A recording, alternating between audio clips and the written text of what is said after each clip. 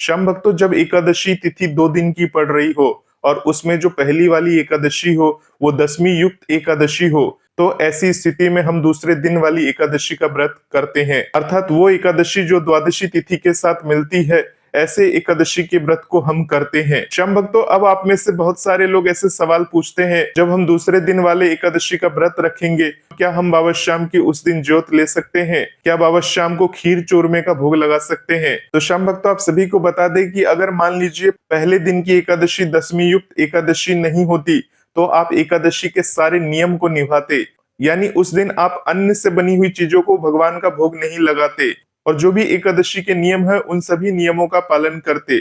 श्याम भक्तों, इसी प्रकार से जब वो दशमी युक्त एकादशी हो जाती है और जब आप अगले दिन एकादशी का व्रत रखते हैं, तो उस दिन आपको एकादशी के पूर्ण नियम को निभाना पड़ेगा। श्याम भक्तों, मैं आपको एक उदाहरण के माध्यम से समझाता हूँ। मान लीजिए इस बार 2025 की देवउठनी एकादशी 2 दिन की पड़ रही है।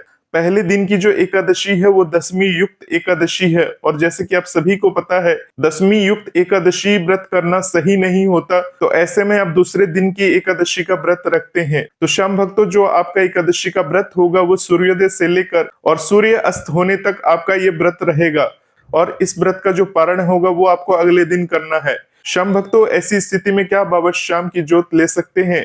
तो श्याम भक्तों, आप सभी को बता दें, चूंकि आप उस समय द्वादशी तिथि में होंगे, क्योंकि जो दूसरे दिन की एकादशी होती है वो कुछ ही समय के लिए होती है। ऐसे में श्याम भक्तों, पूरे दिन की द्वादशी तिथि होती है और जैसे कि आप सभी जानते हैं, जिस दिन पूरे दिन की एकादशी होती है और एकादशी होने के बाद अगले दिन द्वादशी तिथि में बाबा श्याम के चूरमे के लड्डू का भोग लगाया जाता है। परंतु श्याम भक्तों, आपने व्रत रखा है दूसरे दिन की एकादशी का।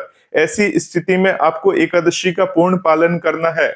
आप जिस दिन एकादशी का व्रत रख रहे हैं उस दिन बाबा श्याम के नाम से ज्योत प्रज्वलित कर सकते हैं और इस ज्योत को प्रज्वलित करने के बाद बाबा श्याम का जो भोग है वो मावे वाली खीर आप बना सकते हैं। चूंकि आपके दूसरे दिन वाली एकादशी पर व्रत है, इसलिए आपको इस दिन मावे का खीर बनाना चाहिए और उस खीर का भोग बाबा श्याम को लगाना चाहिए। इसके साथ ही श्याम भक्तों, बात आती है चूरमे की लड्डू की। तो चूरमे की लड्डू का जो भोग है वो जब आप व्रत का पारण करते हैं अगले दिन, यानी जब तीसरे दिन आप व्रत का पारण करते हैं, तो पारण वाले समय में आप चूरमे के लड्डू का भोग बाबा श्याम को लगा सकते हैं, बाबा श्याम को तृप्त कर सकते हैं।